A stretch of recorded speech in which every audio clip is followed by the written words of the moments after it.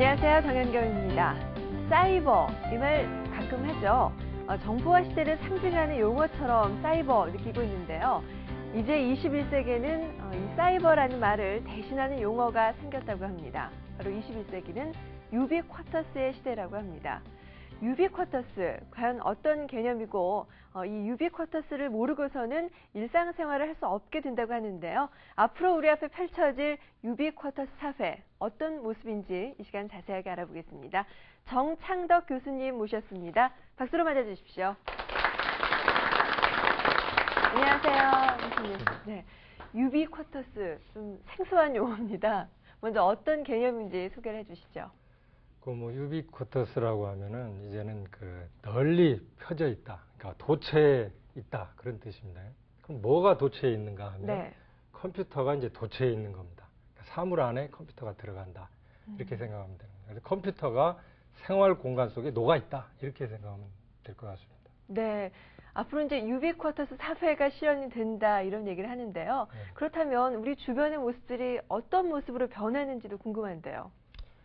예를 하나 들면 이제 지난 4월에 독일의 이제 라인베르크에서 시범 쇼핑몰을 전시회가 있었습니다.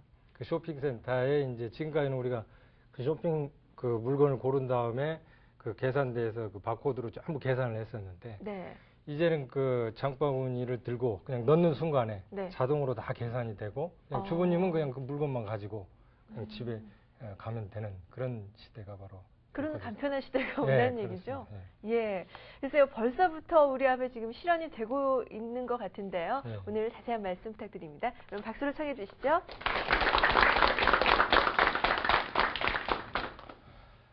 우리가 이제 유비쿼터스 시대, 우리가 이렇게 얘기를 하는데요. 10층짜리에 사는 정효진 씨가 있었습니다. 10층에 사는 정효진 씨가 아침 새벽에 이제 일어났습니다. 일어나가지고 침대 옆에 있는 전자 건강 체크라는 손바닥만한 이런 단말기 같은 게 있었습니다. 그래서 일어나자마자 손을 거기다 탁 쳤습니다요. 그랬더니 온도하고 혈압, 자기 이런 정보들이 탁 치는 순간에 벌써 네트워크 인터넷을 통해서 의사에게 갔습니다. 그래서 의사한테 통지가 왔습니다. 건강에 이상이 없습니다. 혈압도 괜찮습니다. 온도가 괜찮습니다. 그리고 이제 왼쪽을 딱 쳐다보니까 그 왼쪽에 전자 로봇이 있었습니다. 이 전자 로봇은 간단한 회화도 가능하고 모니터링 기능까지도 해줍니다.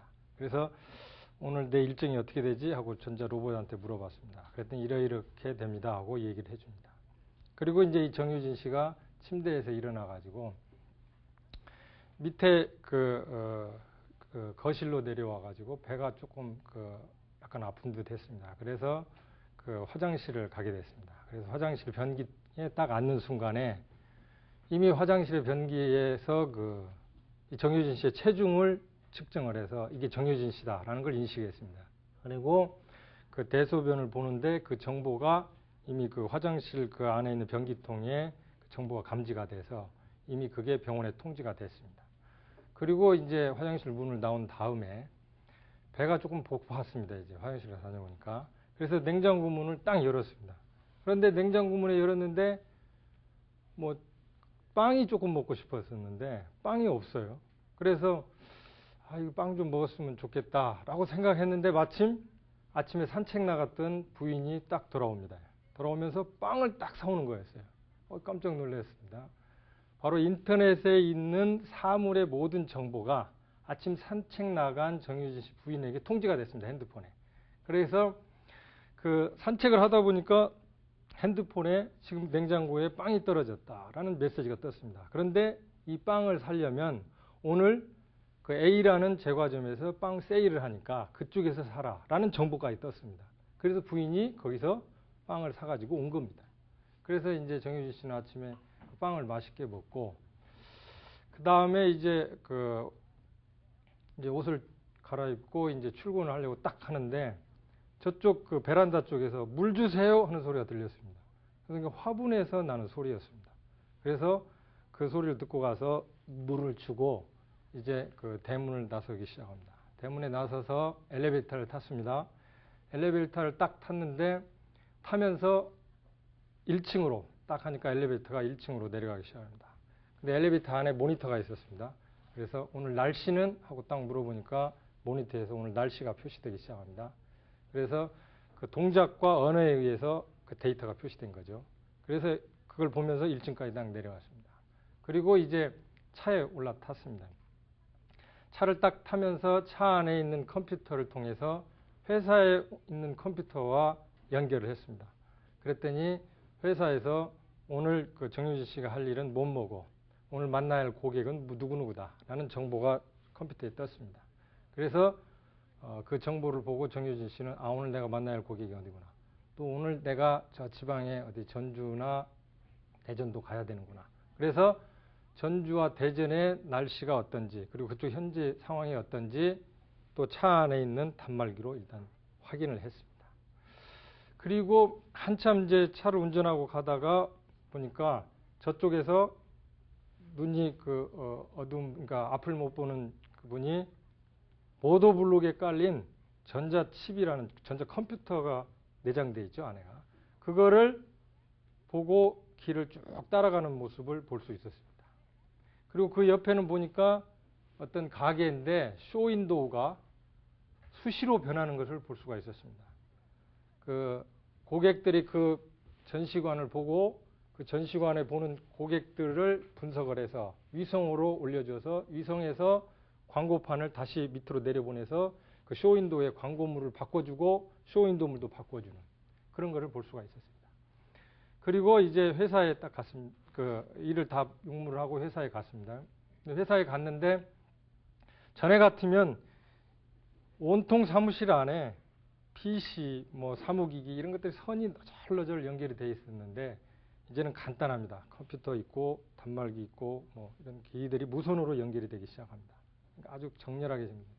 그리고 이제 일을 다 마친 다음에 집에 돌아왔습니다. 집에 돌아왔더니 아침에 아까 화장실에 갔다 왔던 그런 건강 정보가 이미 그 병원에서 날라왔습니다. 당신 건강에 별 이상이 없습니다. 이렇게 날라왔습니다. 바로 이게 유비쿼터스가 실현되는 그 한 사람의 일과를 제가 소개를 해드렸습니다. 유비쿼터스 과연 무슨 뜻인가? 우리 한번 생각해보죠. 아까 제가 얘기했습니다. 도처에 있다라고 그랬습니다. 뭐가 도처에 있고 뭐가 어디에든지 있단 말인가? 컴퓨터입니다. 우리가 얘기하는 이렇게 퍼스널 컴퓨터가 지금 노트북처럼 됐듯이 이제는 손톱만한 컴퓨터로 사물에 들어간다는 걸 의미합니다. 이거는 현재 우리 상품의 바코드 대신에 이 손톱만한 컴퓨터가 들어간다고 이해하시면 됩니다. 이제 이 컴퓨터가 사물 도처에 있게 되는 겁니다. 그럼 이 유비쿼터스에는 중요한 특징이 세 가지가 있습니다. 그중에 첫 번째 특징이 뭐냐면 이제는 컴퓨터를 인식할 필요가 없다라는 겁니다. 우리 한번 잘 생각해 봐요. 우리가 신문을 보면서 잡지를 보면서 신문 잡지의 어떤 종이 재질 그런 거에 신경 쓰는 사람 별로 없습니다. 신문 잡지를 보면서 거기에서 무슨 정보를 얻어야 될까? 오늘 어떤 기사가 날까? 이거에 관심이 있습니다. 바로 유비쿼터스 시대가 바로 그런 시대입니다. 컴퓨터가 아까 신문이나 잡지처럼 하나의 매체가 이제는 별로 인식하지 않고 우리는 컴퓨터가 사물 안에 들어가 있는데 그걸 통해서 얻어낼 정보만을 생각하게 되는 것이 바로 유비쿼터스 시대입니다. 그래서 이제는 지금까지는 우리가 컴퓨터를 놓고 키보드를 통해서 자꾸 컴퓨터를 인식해야만 했습니다. 그리고 그거를 자꾸 쳐서 뭐 입력도 하고 또 데이터도 입력도 하고 출력도 하고 자꾸 뭔가 컴퓨터 안에서 뭔가 해보려고 했던 그런 겁니다. 그런데 거꾸로 이 컴퓨터가 사물 안에 들어가는 겁니다. 그래서 이제는 컴퓨터를 인식하지 않고 사는 시대. 그게 우리가 유비쿼터 시대 첫 번째 가장 큰 특징이라고 이렇게 볼 수가 있겠습니다. 두 번째로는 이제는 그 유비쿼터스라는 건 네트워크에 물려 있어야 되는 겁니다. 네트워크 용어는 좀 어렵죠. 그러니까 우리 인터넷으로 쉽게 생각하자고요. 인터넷에 물려 있어야 되는 겁니다. 왜냐하면 그 이용자가 어디에 가든지 그 정보를 이용할 수 있어야 되기 때문에 인터넷에 물려 있어야 되는 겁니다. 유비쿼터스 시대는 지금까지는 우리가 정보를 찾아갔지만 컴퓨터를 통해서 찾아갔습니다. 내가 원하는 거 끄집어내려고 자꾸 찾아갔습니다. 어디를 찾아가고 여기저기를 찾아갔습니다. 그러나 이제는 정보가 찾아오는 시대입니다. 그게 바로 뭘로 가능하냐면 이제 인터넷, 즉 네트워크에 그런 사물에 각자 들어가 있는 컴퓨터들이 연결돼서 정보가 수시로 실시간으로 오기 때문에 그게 가능한 겁니다. 그래서 두 번째로는 인터넷, 즉 네트워크에 접속되어 있는 게 바로 그 유비쿼터스의 두 번째 큰 특징이라고 그러겠습니다. 그래서 이용자가 어디서나 그 서비스를 이용받을 수 있기 때문에. 세 번째로는 유비쿼터스는 이제 그 어느 상황에서든지 정보 서비스가 변한다는 겁니다. 예를 들면 우리가 지금 핸드폰을 생각해 보십시오. 이게 PDA라고 할 경우에 또는 핸드폰 좋습니다요. 이걸 가지고 예를 들면은 내가 이쪽 사무실에서 한참 일을 하다가 저쪽 별도 다른 장소로 이동을 했습니다. 거기에서 갑자기 인쇄를 할 일이 생겼습니다. 프린트를 해야 되겠습니다.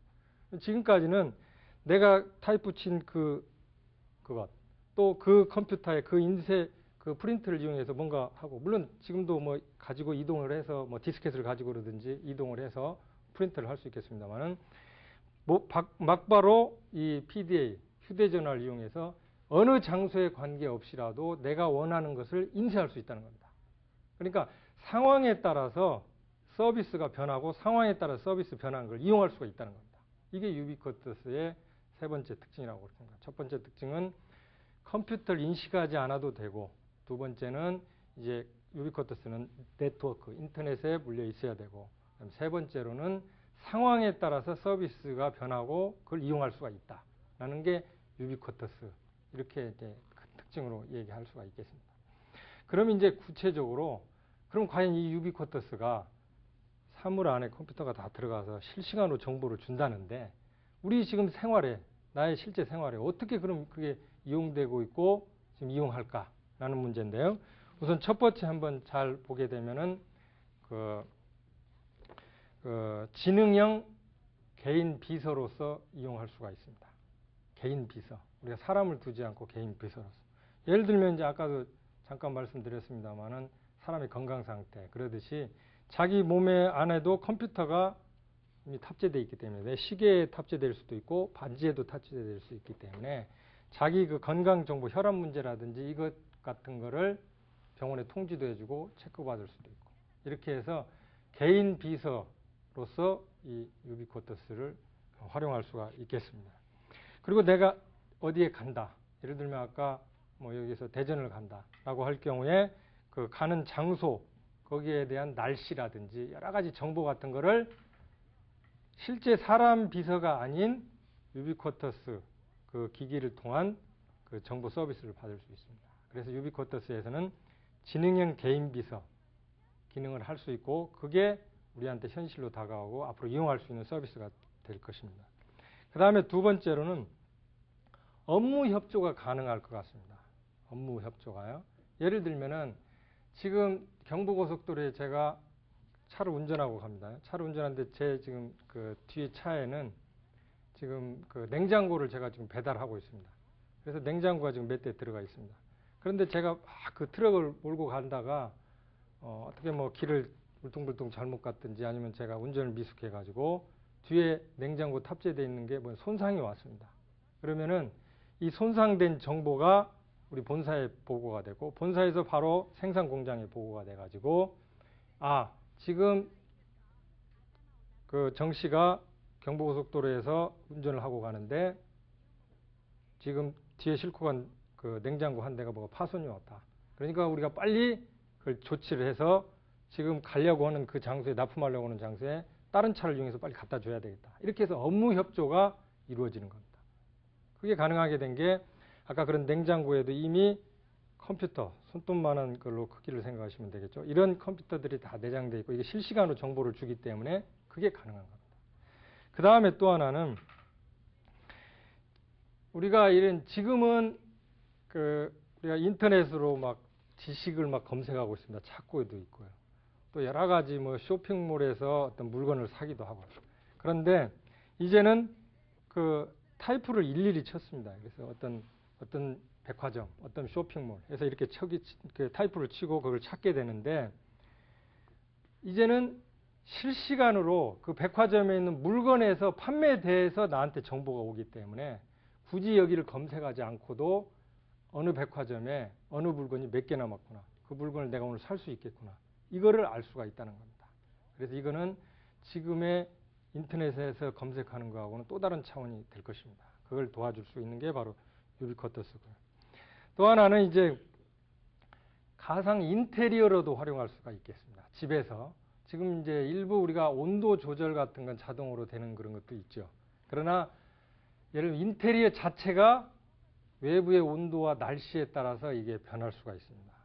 그래서 실제 이제 지금 연구를 많이 하고 있고 일부 실용화가 되고 있습니다만은 요즘에 이제 그 벽지 또는 이 그 집 안에 그 이런 그 나무, 예를 들면 전원주택, 통나무 주택이다 그러면 통나무 같은데 다 이 그 컴퓨터가 들어가 있어서 바로 외부 온도에 따라서 집안의 온도를, 지금 온도 조절, 자동 조절 장치와 조절하는 건 또 다른 차원입니다. 외부 온도에 따라서 집안 전체를 조정하기도 하고 인테리어도 바꾸어주는 거, 그런 쪽으로도 우리가 활용할 수 있고 지금 그런 쪽으로도 실용화가 되고 있습니다. 그날그날 날씨에 따라서 전자 액자가 바뀌어지고 이런. 또 하나는 이제 그 사람 대상 위치 기반 시스템이라고 하는데요. 이거는 이제 그 우리가 지금도 애완용 개들을 많이 공원 같은 데 데리고 갑니다. 근데 어떤 때는 잊어버리기도 쉽습니다. 또 아기도 어디 뭐 유원지 같은 데 데리고 갔는데 우리 그런 거는 요즘 접하고 있는 거지 않습니까? 아이들 잊어버리고. 그런데 이런 이제 염려는 훨씬 줄어들 것 같습니다. 아니, 어떻게 말하면 이제 없는 거나 다름없죠. 그래서 애가 어디에 있는가, 또 내 애완용 개가 어디에 있는가, 그 위치 파악이 가능하기 때문에, 왜냐하면 실시간으로 정보가 왔다 갔다 하기 때문에, 그래서 아마 제 생각에는 특히 지금 외국에서 많이 연구되고 있는 게 병원의 신생아, 아마 뒤바뀔 염려는 없을 겁니다. 그래서 이런 위치 기반 서비스로도 우리가 활용할 수가 있을 것 같습니다. 또 하나는 지금 제가 연구하고 있는 분야인데 전자교과서입니다.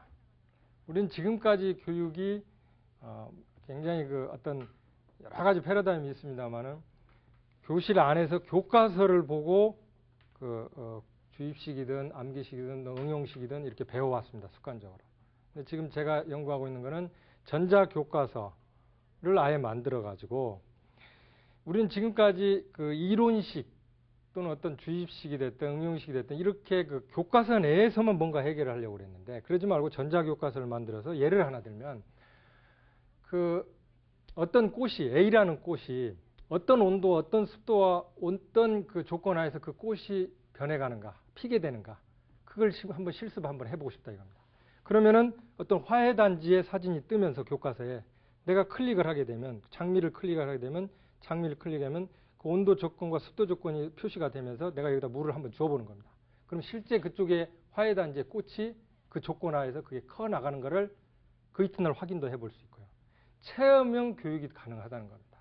그래서 저는 지금 이쪽에 굉장한 연구를 하고 있습니다. 그래서 전자교과서를 초등학교, 중고등학교 그렇게 유비쿼터스를 접목해서 하게 되면 체험형으로 공부도 할 수 있게 되고 여러 가지 좋지 않겠느냐라는 걸로 증명을 하고 있습니다. 또 하나는 지금 이제 저희가 정부에서 지금 추진하고 있습니다만 계획 단계에 있습니다만은 유비쿼터스 우체국이 가능합니다. 지금까지는 우리가 우편물을 시골에 있는 어머니한테, 연로하신 어머님한테 우편물을 그냥 보냈습니다. 근데 어머님이 편지 잘 받으셨다 그러면 요즘 이제 연세가 너무 많이 드시면은 답장도 아마 쓰기가 힘들 거예요. 근데 뭐 어떤 분은 요즘 여기 이메일로 보내고 어머님 이메일 잘 받으셨습니까? 뭐 그렇게 한 분들도 있겠는데 그거는 어머님 이메일 보실 리가 없죠, 사실은. 그래서 그것도 아마 힘들 겁니다, 어머니한테. 그리고 어머니 안부가 좀 걱정이 돼요. 그렇다고 매일 전화할 수도 없고. 편지를 딱 우표 대신에 아까 그 조그마한 컴퓨터, 뭐 전문 용어가 있습니다만 전문 용어를 사용하지 않겠습니다만은 그 조그마한 손톱만한 컴퓨터를 그 안에 우표 대신에 붙인다면 어머님이 그걸 딱 받아보는 순간에 어머님의 체온, 혈압, 어떤 상태 같은 걸 감지할 수가 있습니다. 아, 어머님이 건강하시구나. 그리고 내 우편물이 어디쯤 가고 있구나. 또 이런 것도 알 수가 있고. 그래서 이걸 유비쿼터스 우체국이라고 합니다. 이거는 실제 정부에서도 지금 계획하고 있고 지금 그 외국에서도 실제 구상을 하고 있고 계획을 진행하고 있는 겁니다. 그 다음에 이건 그 쓰레기 재활용 분야에서는 절대적으로 많이 필요할 것 같습니다. 그래서 지금 같이 쓰레기가 많이 산더미로 쌓였을 때 포크레인이 딱 떨어지면 재활용되는 것만 자동으로 달라붙고 이렇게 하는 거에 그 재활용 분야 쪽에 응용이 많이 클 것 같습니다. 그 다음에 이제 또 아까 말씀드렸던 여러 분야가 있겠습니다만은 주택 부분에서는 획기적으로 많이 변해요. 아까 제가 냉장고만 얘기를 드렸는데 전자레인지도 마찬가지입니다. 아까 음식을 전자레인지에다 딱 넣습니다요. 지금은 이제 이렇게 전자레인지 세팅을 해가지고 익혀내고 그러죠. 그러니까 익혀내는 과정, 우리가 이거를 이제 제어 과정이라고 하는데 그런 제어 과정은 유비쿼터스에 속하는 게 아니고 전자레인지에다 빵을 넣어가지고 아니면 어떤 요리를 넣습니다. 요리를 넣어가지고 익히는 과정을 직접 전자레인지가 인터넷을 통해서 요리법을 다운로드 받아가지고 전자레인지가 직접 요리법대로 요리를 하는 겁니다. 이런 쪽으로 유비쿼터스가 가능합니다. 그 다음에 TV도 이제 지금 서서히 그렇게 추진하고 있습니다만 이제 쌍방향으로 지금 하고 있지 않습니까? 그래서 내가 좋은 드라마를 보다가 저쪽에 저 물건을 사고 싶다 하면은 클릭하면 쌍방향으로 살 수도 있고, 또는 박찬호 선수가 굉장히 야구를 잘하는데 박찬호 선수의 옛날 과거의 역사, 그분의 어떤 실적 같은 걸 좀 보고 싶다. 그러면 직접 보고, 또 의견도 개진하고 싶다. 그럼 의견도 개진하는 이런 쌍방향 어떤 송수신 방식이 훨씬 더 원활하게 아마 될 것입니다.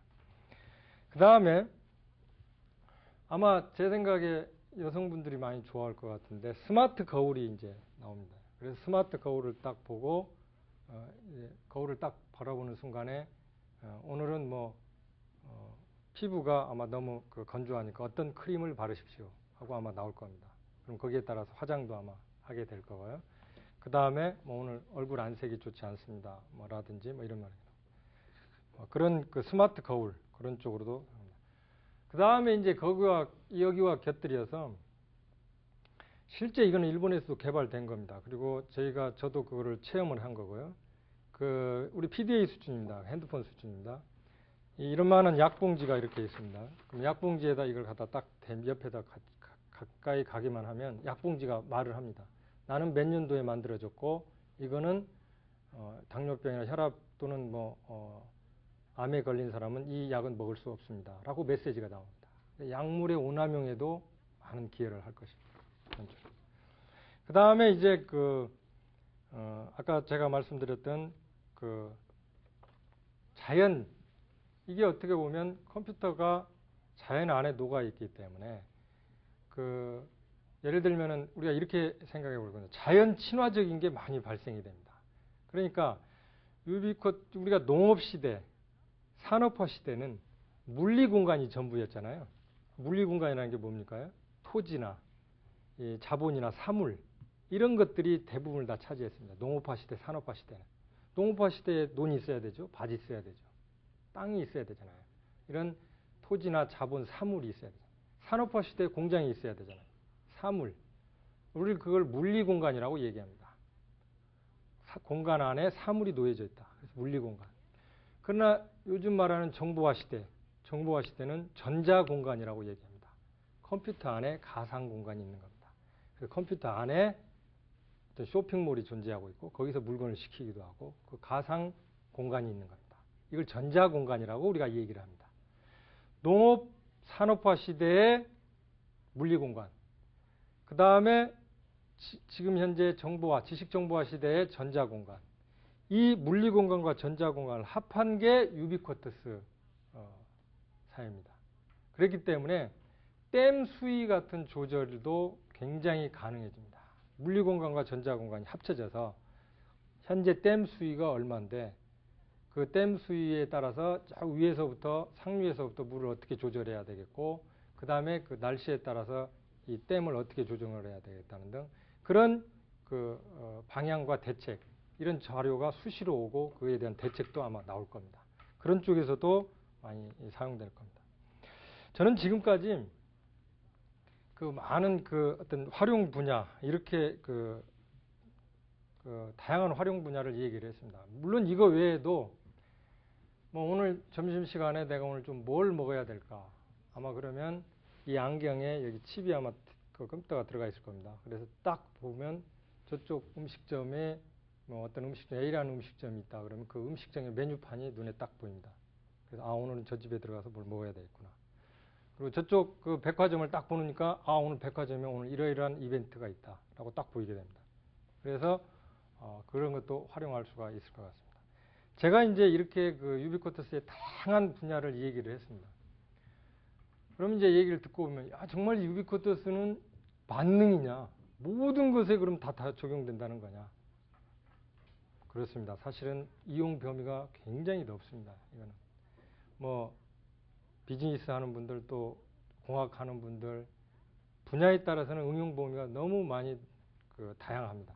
그런데 이 다양한 유비쿼터스를 혼자만이 또는 어떤 사람만이 독점할 수도 있는 그런 문제가 생깁니다. 정보를. 그러니까 어떤 사람이 고급 정보를 더 많이 소유하게 되고 그렇게 되면은 잘못하면 사회적으로 유기적, 어떻게 되면 소외되는 그런 일도 벌어질 수도 있습니다. 우리는 거기에 대한 대책도 물론 마련해야 될 것입니다. 그리고 더 나아가서는 유비쿼터스 시대에 모든 것이 만능이지만 그렇다면 우리 사람들이 그 기계의 컴퓨터에 우리가 노예가 되는 것이 아니냐. 그거는 아닙니다. 오히려 옛날에는 컴퓨터 한 대에 사람들이 많이 이렇게 같이 있었어야 됐습니다. 달라붙어야 됐습니다. 그리고 농업산업화 시대에는 그러나 잘 아시다시피 지식정보화 시대는 이제 1PC 한 컴퓨터 한 사람 거의 이렇게 가지게 됐습니다. 그러나 유비쿼터스 시대는 수많은 컴퓨터에 한 사람이 수많은 컴퓨터를 오히려 소유할 수가 있습니다. 사물 안에 들어가 있기 때문에. 그러니까 인간이 컴퓨터의 노예가 되는 게 아니고 그렇게 생활이 편리해지면 노예가 되는 게 아니고 오히려 컴퓨터하고 사람하고 더 친화적이게 돼서 오히려 아까 제가 얘기한 대로 컴퓨터는 도구가 아니라 이제는 환경으로 바뀌는 오히려 그게 유비쿼터스 시대라는 것을 인식해야 됩니다. 두 번째로는 유비쿼터스 시대가 그럼 어떤 가상현실이 아니냐, 컴퓨터의 가상현실. 이거하고 자꾸 혼동을 할 수가 있습니다. 가상현실이 아닙니다. 이거는 실제 현실 세계의 컴퓨터가 있고 우리가 가상현실이라는 거 뭡니까요? 아까 전자공간처럼 인터넷 안에 뭔가 이렇게 사물이 들어가 있고 그게 정말 가상현실이죠. 그러나 이거는 현실 세계의 컴퓨터가 있어서 현실 세계의 컴퓨터가 있고 현실의 정보가 있는 겁니다. 그래서 유비쿼터스 시대는 가상현실도 아니다는 것을 기억해야 될 것입니다. 그래서 아까 제가 잠깐 말씀드렸던 것을 한번 정리를 해보면 바로 그런 부분이었습니다. 그래서 개인형, 지능형, 또 개인형, 지능을 형태를 갖춘 비서 역할을 할 수가 있고 그 다음에 또 아까 차 안에서처럼 달리면서 또는 걸어가면서 실시간으로 제시되는 정보를 보고 의사결정을 할 수도 있고 의사결정을 지원해주고 예를 들면은 아까 말씀드렸던 날씨 같은 거 그래서 예를 들면은 전주에 지금 현재 날씨가 현재 급격히 안 좋아져서 비가 올 것 같다. 그러면은 이쪽에 이번에 우리 물건들을 왜냐하면 그건 사람이 알려주는 게 아니고 그 매장에서 정보가 가는 거기 때문에 그럼 본사에서 캐치를 해가지고 구체적으로 어떤 품목이 비가 오니까 오늘 더 많이 나갈 것 같다. 그거를 빨리 지원해 줘야 되겠다. 해서 이동형 의사결정 지원이 가능하게 되고 또 아까 잠깐 제가 말씀드렸던 가상 업무 협조 시스템 그래서 냉장고를 싣고 가다가 중간에 파손이 됐을 경우에 그게 막바로 본사나 생산 공장에 통지가 돼가지고 바로 다른 냉장고가 올 수 있는 그런 가상 업무 협조 시스템이 가능하게 되고 그 다음에 지식 검색 도구라고 그래서 지금까지는 우리가 인터넷으로 쇼핑몰에 있는 물건들을 일일이 이렇게 지식 이런 것들을 검색을 해야 되고 이건 가격이 얼마일까 이건 뭐일까 물건은 어느 정도 내가 살 수 있을까 이렇게 자꾸 검색을 했는데 이제는 백화점에서 바로 그 물건에 대한 정보가 지금 몇 개 남았구나 지금 얼마 정도 살 수 있구나 이런 정보가 오기 때문에 지식 검색 도구로서도 활용될 수 있고 그 다음에 이제 가상 인테리어로서 아까 날씨와 습도, 온도에 따라서 전자액자가 바뀌어지는 집안에 어떤 여러 가지 장식해 놓은 그런 것들이 바뀌어질 수 있는 그런 부분이 될 수 있겠습니다. 그리고 그러다 보니까 이제는 능동형으로 옛날에는 그냥 내가 그 정보를 어떤 정보는 그냥 수동적으로 내가 받지도 않아야 될 정보를 억지로 받은 것도 있고 뭐 이렇게 되는데 내가 선택을 해서 딱 어떤 정보만 또는 어떤 상품에 대한 것만 받을 수 있는 능동형으로 지식을 관리를 할 수가 있고 그 다음에 아까 제가 잠깐 말씀드린 것처럼 지능형으로 이제 안경에 이런 뭐 컴퓨터를 딱 쓰고 아까 제가 이제 이쪽 음식점을 봤습니다. 그리고 이쪽 음식점을 보고 이쪽 음식점이 조금 싸구나. 그래서 이쪽 음식점을 선택할 수도 있고 뭐 이런 구매 시스템도 가능하고요. 또 그 다음에 이제 위치 기반 서비스라고 그래서 아까 개나 또는 뭐 미아 이런 사람들을 찾을 수 있는 위치가 어디에 있다라는 걸 알 수 있는 서비스. 그 다음에 이제 그 가상 위치 인식 도구는 이거와 같이 어울려져서 쓸 수 있습니다. 그러니까 위치 기반 서비스하고 가상 위치. 그래서 내 애완용 개가 어디에 있구나. 또 내가 찾고 있는 내 아이가 어디에 있구나. 이런 거를 알 수가 있을 것 같습니다. 그 다음에 이제 지능형 판촉 서비스. 아까 이렇게 쇼윈도우에 전시해 놓은 것들을 이제 많은 사람들이 보고, 그럼 보는 그 고객들을 이미 쇼핑 윈도우에서 정보를 캐치를 하고, 그거를 인공위성에서 쏘아대서 인공위성에서 어떻게 광고를 내가야 되겠구나 하고 바로 TV 방송국에 연락해서 광고를 어떤 형태로 해주십시오. 지금 주로 찾는 고객들이 쇼핑몰을 보니까 쇼핑 윈도우에 보니까 어떤 고객들이 주로 오고 있으니까 이런 광고를 좀 내주십시오. 이렇게 얘기할 수가 있을 것입니다. 우리가 이제 유비쿼터스에 대해서 조금 더 한번 깊게 한번 생각해 볼 필요가 있을 것 같습니다. 지금 현재 일본하고 우리가 이제 미국하고 유럽 이렇게 이제 지금 연구하고 있는 미국의 MIT 뭐 센터라든지 또는 일본의 동경대에서 하는 트론 프로젝트라는 게 있습니다. 이제 나라마다 지금 연구하는 방향이 좀 다르는데요. 유럽하고 미국은 주로 이제 아까 사물 안에 컴퓨터가 들어가 있는데 그 사물 안에 들어가 있는 컴퓨터의 정보를 가능한 인터넷이나 네트워크에 받아가지고 서비스를 이용하는 쪽, 이런 쪽으로 이제 많이 연구를 치중하고 있고요. 일본은 이제 주로 아주 인텔리전트한 컴퓨터를 칩에 넣어가지고 소위 말해서 사물과 사물 간의 대화를 하게 만들겠다. 굳이 뭐 인터넷이나 네트워크에 뭐 갈 필요가 있겠느냐. 이런 쪽으로 지금 일본은 많이 연구를 하고 있습니다. 그러니까 일본하고 미국, 유럽 이런 쪽하고 지금 이 유비쿼터스의 연구 방향이 조금은 이제 다른 겁니다. 큰 의미는 같지만. 또 하나 일본은 지금 잘 아시다시피 이 2001년도부터 이저펜이라고 하는 이 유비쿼터스에 또 관련되는 대대적인 프로젝트를 지금 하고 있습니다. 그래서 왜 일본이 이 정도로 관심을 많이 갖냐면 아까 제가 말씀드렸던 이 집안, 홈에 관련되는 것들, 또 주택에 물론 관련되는 것들, 가전제품 뭐 이런 것들은 일본이 굉장히 일부 앞서 있기 때문에 이 유비쿼터스가 그런 부분에 바로 접목이 돼서 시장화, 상품화를 시킬 수 있는 게 유리하다 이렇게 생각을 하고 있습니다. 그래서 이거는 우리가 미국보다 앞서갈 수가 있다 이렇게 일본은 지금 생각하고 있는 거예요. 그래서 여기에 어마어마한 지금 관심을 가지고 있고 투자를 하고 있고 또 지금 실제 일부 생산해내고 있습니다. 그래서 우리나라도 어떻게 보면 일본과 가까이 있고 우리도 소형 뭐 가전제품이라든지 조그마한 거 만드는 건 우리도 굉장히 잘하고 있지 않습니까? 그래서 우리나라도 이제 어떻게 보면 일본과 같이 이 분야에 많은 관심을 가져서 일본이 지금 추진하고 있는 사물과 사물, 지능형으로 이렇게 대화할 수 있는 그런 시스템 쪽, 그런 쪽으로 많이 연구를 했으면 하는 그런 바람도 있습니다.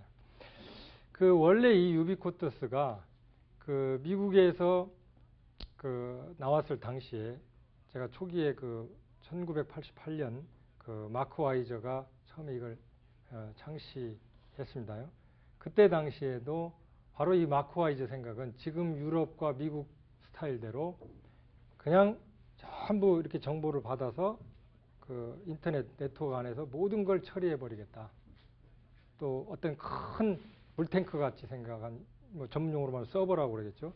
그 서버 일종의 물탱크 같은데 마치 파이프라인이 다 와서 그 물탱크 큰 데서 이렇게 배급을 해주듯 그 마크 와이저가 생각했던 건 그런 개념이 많이 포함되어 있습니다. 그래서 미국과 일본이 지금 그런 쪽으로 많이 그 미국과 유럽이 그런 쪽으로 많이 그 연구를 하고 있는 겁니다. 그래서 실제 미국에서는 아주 오래전도 아닌데요. 뭐 혹시 미국의 인기 TV 프로그램인 영화가 스타트랙이라는 영화를 혹시 보신 게 있는지 모르겠는데요. 그게 이제 TV에 방송도 됐던 건데 스타트랙이라고. 거기에 배경인 그 엔터프라이즈호에서 아까 제가 말씀드린 대로 마크 와이저가 얘기한 그 개념을 도입을 해가지고 실제 프로그램도 이렇게 만들었습니다. TV 프로그램. 굉장히 인기가 있었죠. 그래서 그 엔터프라이즈호에서 아까 그 얘기한 그 엘리베이터 안에서 그 동작과 언어로 이렇게 대화를 하는 그 정보가 인터넷이나 네트워크에서 공유하고 그런 개념으로 마크 와이저가 얘기했던 개념으로 그 프로그램도 그런 그 진행되는 것을 볼 수가 있습니다. 그게 굉장히 인기가 있었습니다. 이제 그런 예도 또 있고요. 이렇게 본다면 우리가 이제 유비쿼터스라는 거는 단순히 아까 제가 활용면을 쭉 얘기를 했습니다만은 이 컴퓨터의 발전 그 단계하고도 굉장히 밀접한 관계가 있습니다. 그거는 뭐냐면은 우리가 1단계로 1960년도에 대형 컴퓨터 시대였습니다. 이때는 대형의 고가 컴퓨터를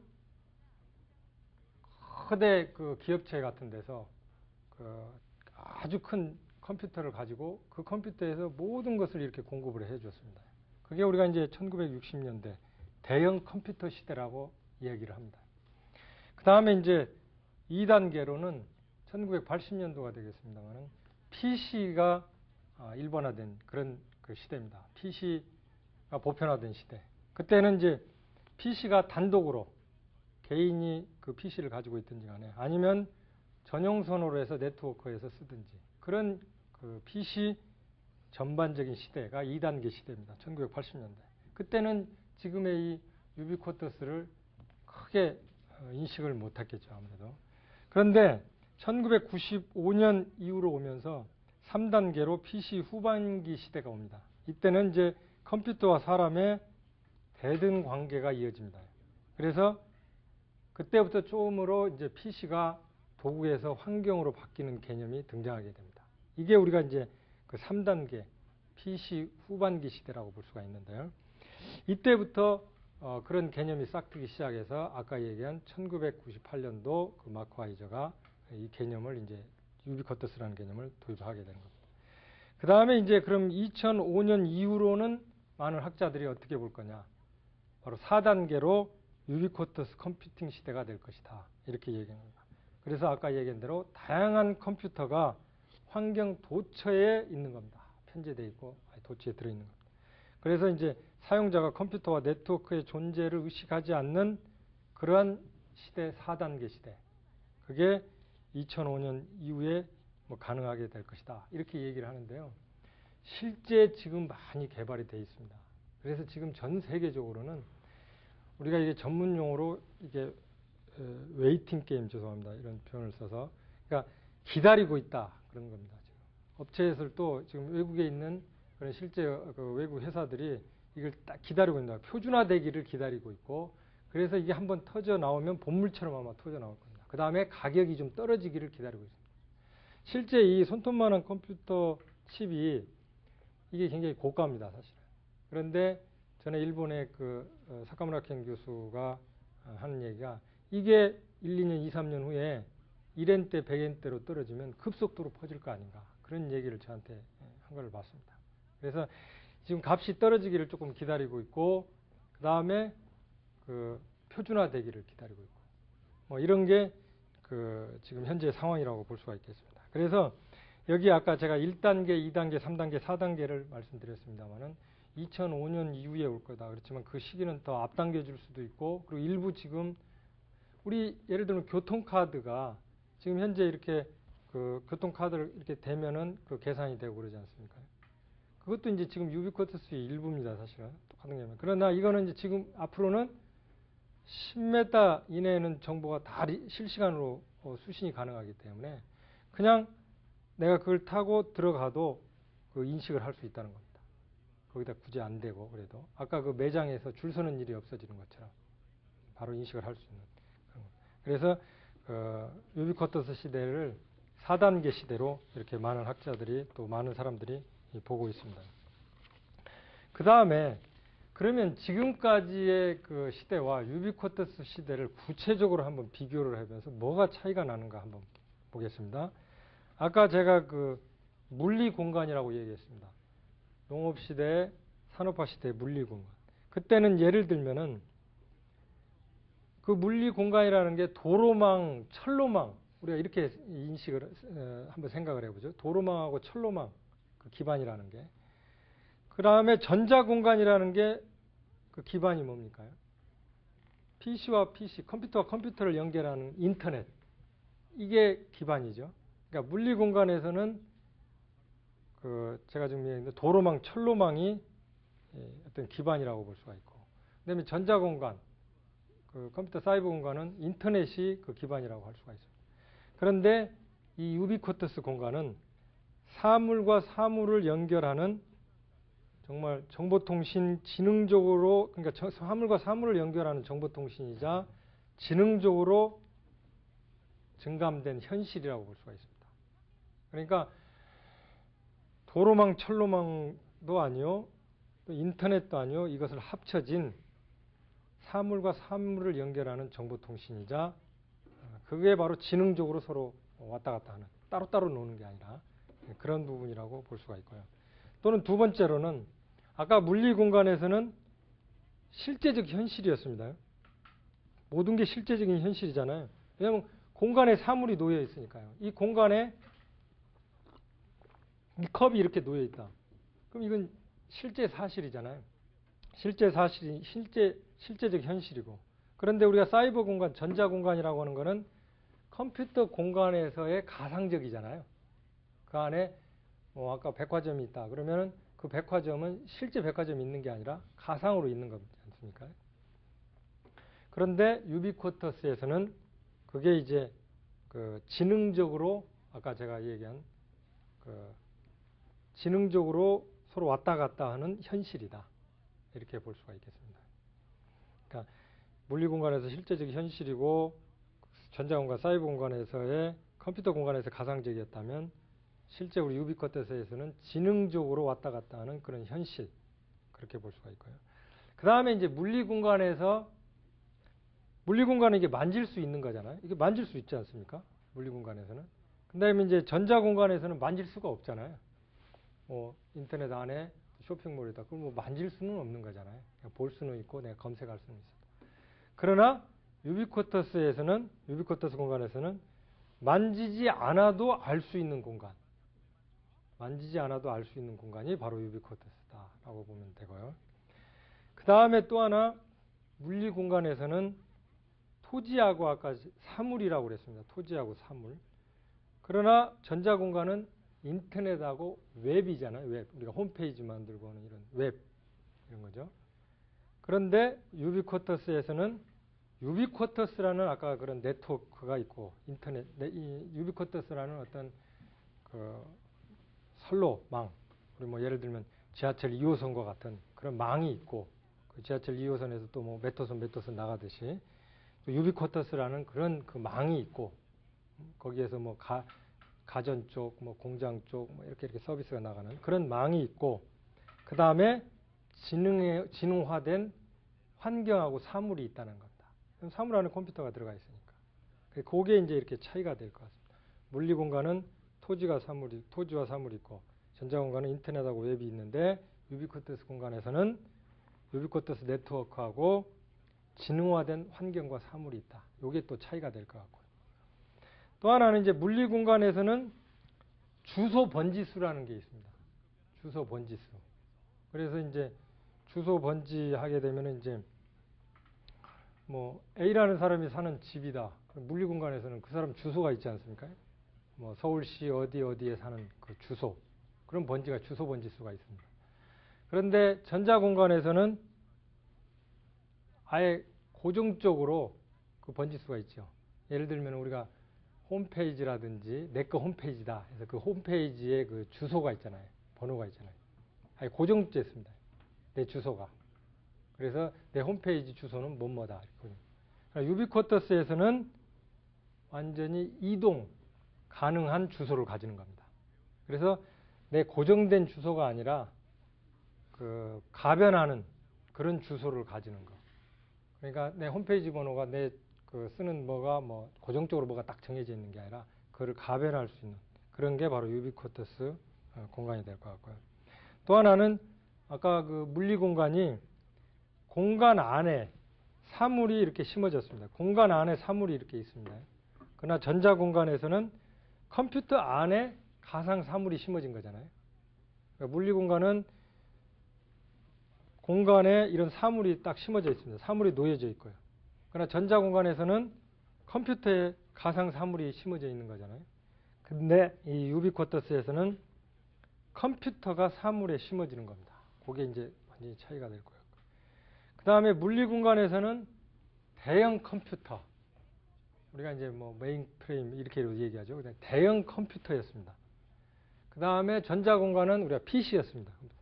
그러나 이 유비쿼터스 공간에서는 우리가 이제 이동형 IT 컴퓨터라고 이렇게 얘기를 하는데, 또는 유비쿼터스 컴퓨팅, 여러 가지 기능을 갖춘, 그리고 손에 쥐고 다닐 수 있는 그런 아주 그런 컴퓨터, 또는 그런 컴퓨터가 사물에 다 들어가 있고, 그런 게 바로 이제 유비쿼터스 공간이라고 볼 수가 있겠습니다. 그 다음에 이제 그 물리 공간에서는 토목 건축이 이제 주였지 않습니까? 토목하고 건축 같은 게. 그런데 이제 전자 공간에서는 IT 정보통신 그 컴퓨터라든지 방송 이런 것들이 융합이 되어 있습니다. 그러나 이제 유비쿼터스에서는 정보통신 기술, 그 다음에 소위 요즘에 우리가 얘기하는 바이오, 뭐 이게 생명공학 또는 어떤 유전자공학, 이런 것들이 다 융합이 돼서 서로 실시간으로 정보를 주고받고 서로 연구를 같이 하게 되고 하는 그런 게 바로 유비쿼터스 공간입니다. 그러니까 제가 지금 차이를 이렇게 쭉 말씀을 드렸는데, 그 차이를 생각하면 더욱더 물리 공간, 전자 공간, 유비쿼터스 공간으로 나눠서 생각하면 유비쿼터스 개념이 더욱 머리에 좀 다 올 거로 생각됩니다. 그래서 정리해서 말씀드린 유비쿼터스 공간은 사물과 사물을 연결하는 정보통신이고, 지능적으로 서로 왔다 갔다 할 수 있는 현실이고, 그 다음에 만지지 않아도 알 수 있는 공간이며, 유비쿼터스 네트워크하고 유비쿼터스 그 인터넷하고 지능화된 환경과 사물이 더해져 있고, 그 다음에 움직이는 그런 주소 번지가 있고, 그 다음에 컴퓨터가 사물에 심어지고, 그 다음에 어디에든지 컴퓨터가 존재하는 그런 유비쿼터스 컴퓨팅이고, 그 다음에 정보통신 또는 생명공학 또는 유전자공학 이런 것들이 다 융합될 수 있는 그런 게 바로 유비쿼터스 공간이자 지능적 공간이다. 우리가 얘기할 수가 있겠습니다.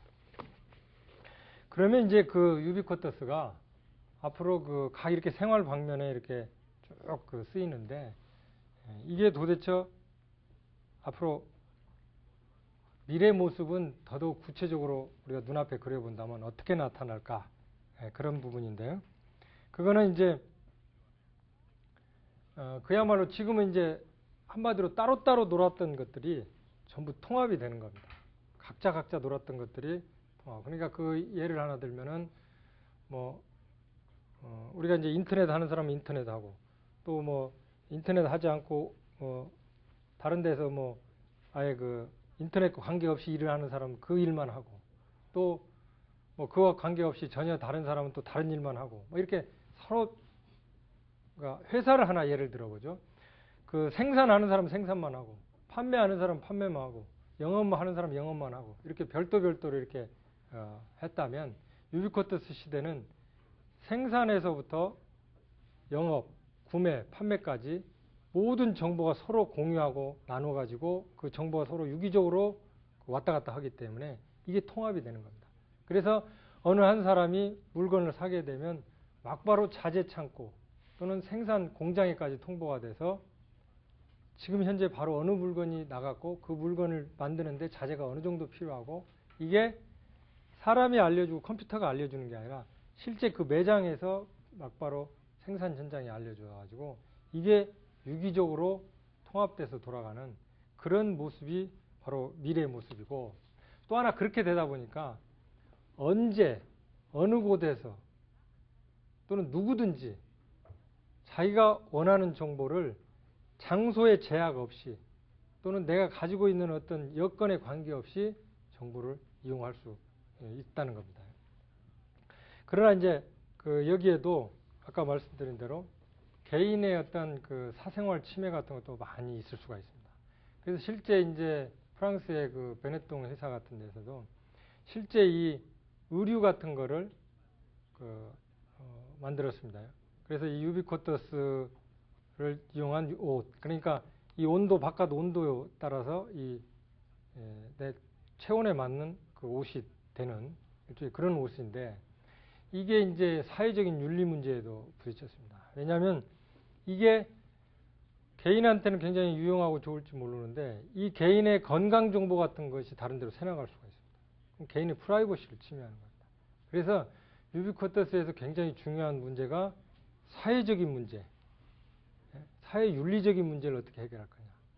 그 다음에 두 번째 굉장히 중요한 문제가 그러니까 아무리 내가 좋다고 해서 했는데 사회적인 문제가 발생될 수 있는 요소들이 있거든요. 그걸 어떻게 해결할 거냐. 두 번째로는 표준화 문제.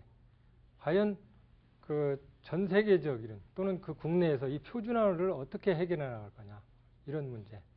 세 번째로는 이 유비쿼터스가 이제 사물에 딱 컴퓨터가 있는 게 사물간에 막 통신을 해야 되는데 이 주파수를 어떻게 다룰 거냐. 이 주파수 관리 문제.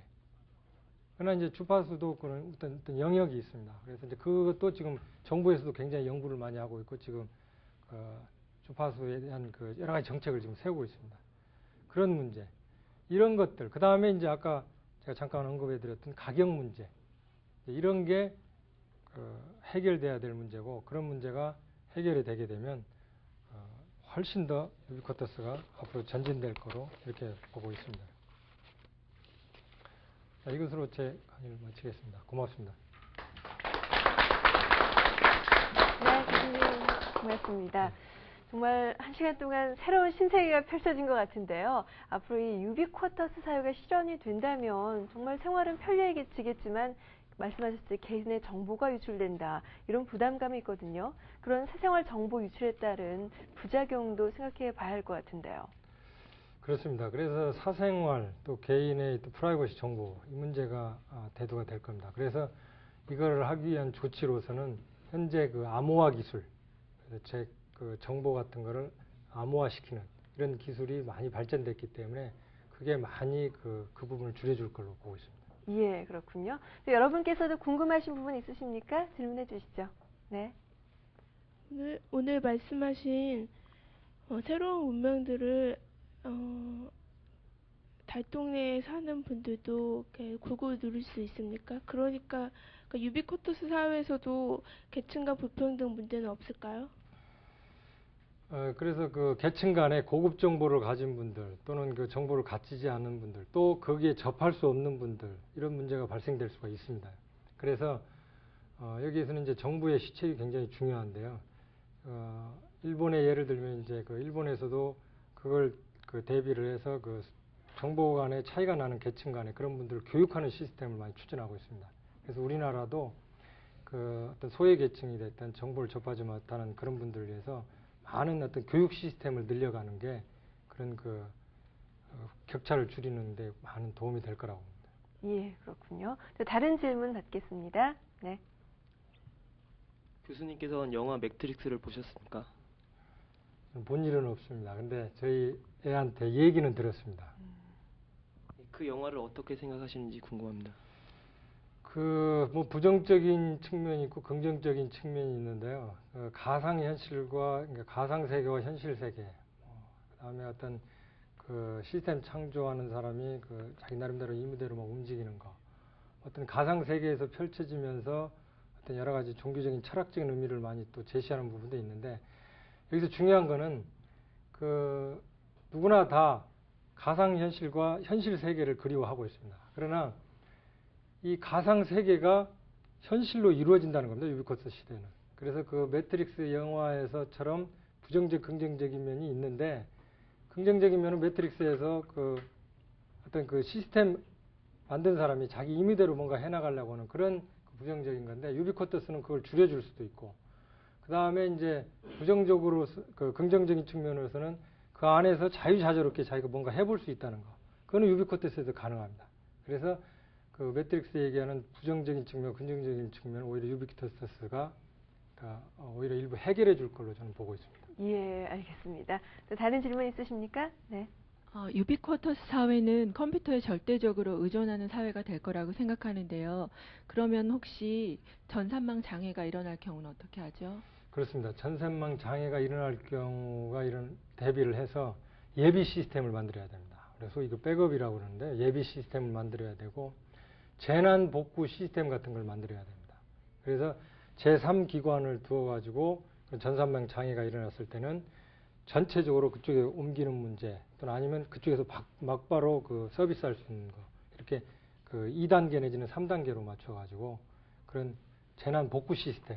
그러니까 전산망이 완전히 망가졌을 때 막바로 서비스할 수 있는 체제, 또는 망가졌을 때를 대비해서 일부만 여기다 시스템을 갖다 놓고 막빠지는 그 순간에 그 일부 가지고 가서 운영할 수 있는 체제라든지 이런 복구 시스템이 필요합니다.